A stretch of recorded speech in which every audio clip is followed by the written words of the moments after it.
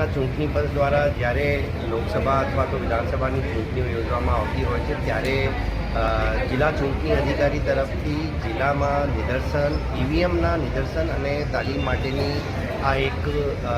દરેક ઇલેક્શનની કામગીરી છે અને આના જ ભાગરૂપે આજરોજ મુખ્ય નિર્વાચન અધિકારી ગુજરાત સીઓ ગુજરાત તરફથી એક ડેમોન્સ્ટ્રેશન વેન આણંદ જિલ્લામાં મોકલવામાં આવી છે।